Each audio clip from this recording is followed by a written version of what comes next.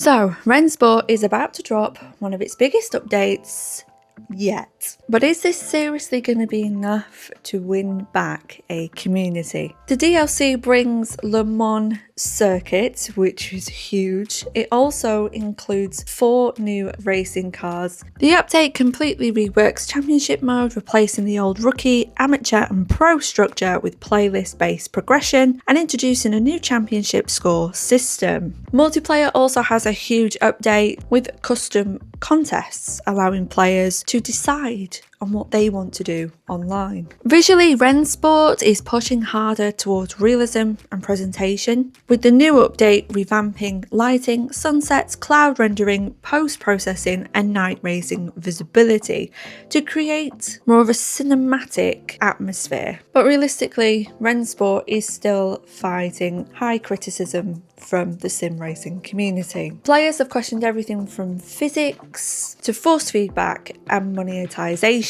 Now, they have reduced the cost of this game and pretty much ditched the standard version. So today I'm going to go into this with an open mind, try out Rennsport, the new DLC, and give you my overall first impressions. And if you are into racing game content, you should probably tickle that subscribe button. It's free, unlike Rennsport. So first off, with the Endurance Classic Part 1 DLC is the cars, and we are getting some very special, iconic machinery in this game. The Porsche 911 GT1 from '98 represents the absolute wild late 90s era. The beautiful Mercedes CLK LM, which was one of the most extreme GT1 cars that Mercedes ever produced. The beautiful Porsche 956, which dominated Le Mans in the 1980s, and the Peugeot 9X8 Evo. With it also comes the legendary Le Mans circuit, fully laser scanned for maximum realism. The long straights feel massive. I haven't tried it at night time, but apparently the lighting has been dramatically improved, and it kind of shows that Rennsport is on the way to becoming more of an endurance game rather than just a GT game. Now, the track is laser scanned using real-world LiDAR scanning technology to capture the exact surface of the track down to 20 bumps, elevation changes and curb detail. Now, they tend to do this pretty well. However, visually, I'm not getting it. I tried this on both the PC and I tried it on PlayStation 5 as well, and the graphics for me just kind of spoilt how good the track actually is. It's way too saturated. The braking markers are completely non-existent to me, and it just kind of ruined the whole track.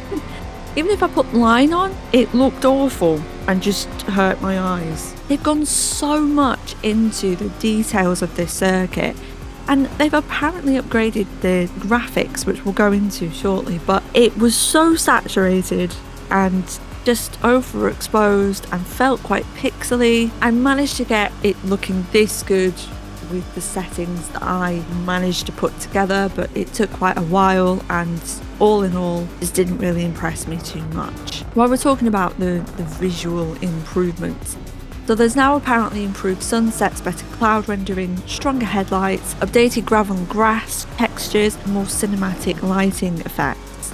So apparently at night it's meant to look great. I mean, I don't know, I can't drive in the evening, so you try it. But again, it's just let down by the fact that the graphics are just not very clear. Now, I'm very aware that I am visually impaired and it might look better to you guys, but overall driving with the graphics etc. just made it quite difficult. I wouldn't say that the overall visual improvements have made much of a difference looking back from when I've previously played this, but at least they are trying to do some improvements to it, so I will give them points for that. Cars feel really good personally. I tried the CLK Mercedes, which felt lovely. It felt like going back in time. It's got a nice kind of handling model, but it is quite easy to drive, which is something that I found a lot of on Rennsport. The cars aren't particularly difficult to drive, but I think realistically compared to the CLK in other games, I think this is the easiest version I've ever tried. I did try the new Peugeot hypercar, and again, it felt really nice and easy to drive. Hypers are always a bit difficult for me to drive because I'm not very good at trail braking, but trail braking felt a lot easier on Rennsport than something like Le Mans Ultimate. That's where I feel like Rennsport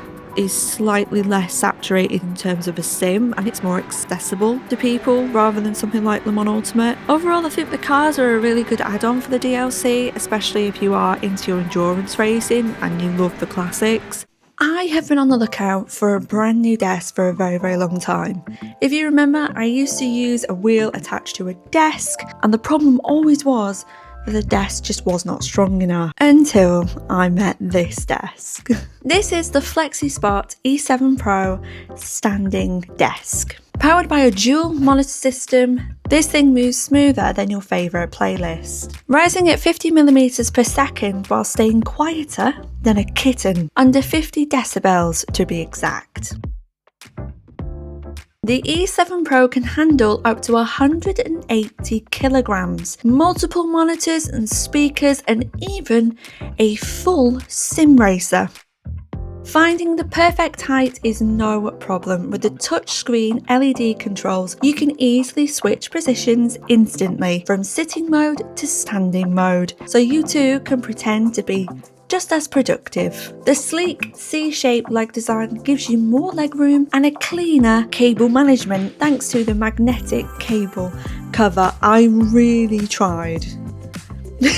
Available in stunning matte black and pearl white. I chose the pearl white legs and this beautiful bamboo top, which I think you can agree is absolutely beautiful. It's waterproof, scratch resistant, and is incredibly sturdy. It's backed by a 10-year warranty, giving you peace of mind. And to find out how you can get £180 off the E7 Pro, make sure to check out the video description. A huge thank you to Flexispot for sponsoring this part of the video and sending me out this fantastic desk.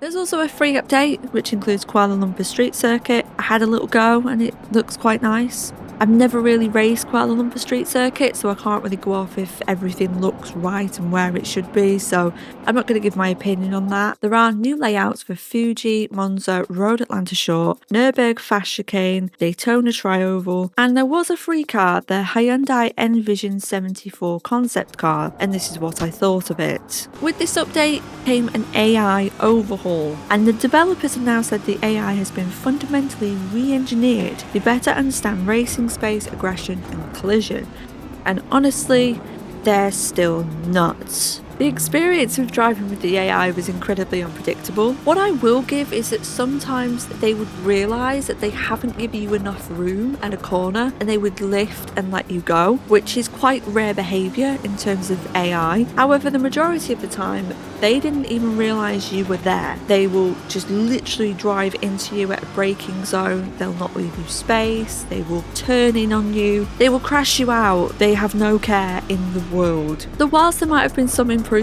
there is still so much to do on the AI front, and right now I wouldn't suggest to buy this if you're a single player, because the endurance DLC that they've brought out to go further with the endurance style is an absolute no-go in single player, because there's no way AI is going to let you drive around in an endurance race without crashing into you. Now, I did try this on both PC and PlayStation, and just to give you a comparison on the graphics, I feel like they're really quite poor. Overall, the feeling compared to PC and PlayStation is quite similar in terms of handling and the general feel of the cars. I set them up completely the same and I got an overall very similar feeling through the wheel and handling model, which is really good to see. Where this game excels by far is in the GT3s. They are really nice to drive.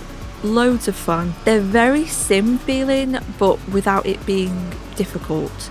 In terms of where they would sit between Gran Turismo 7 being a simcade, Le Mans Ultimate being a sim, I would say they sit quite nicely in between. Some things are a little bit unrealistic in terms of turning. They tend to turn quite sharply sometimes, although they do have a lot of downforce, and kind of make corners sometimes that realistically I know I wouldn't make in real life. The braking's quite good, and overall I genuinely did enjoy the GT3 experience. They've really done quite well in making it accessible for everyone while still making it that bit difficult. I couldn't turn ABS off and traction control, which is a huge no-no for me in terms of if this is trying to be a sim, why can I turn all the assists off? But I did still have to run around with it.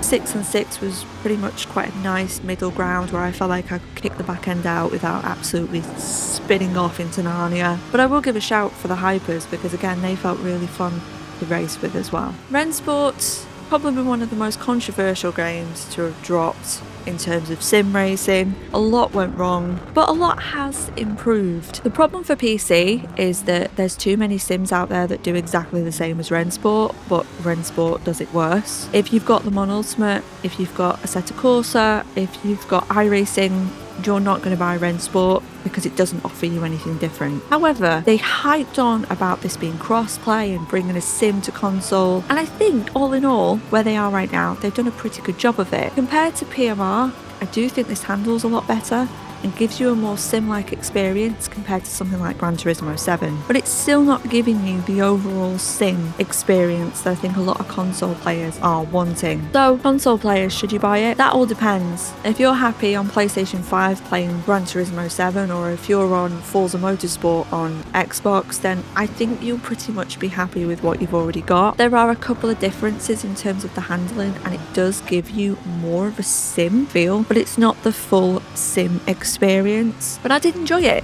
I spent many hours playing it. I loved the GT3 cars. I had a good few races. The tracks are all good.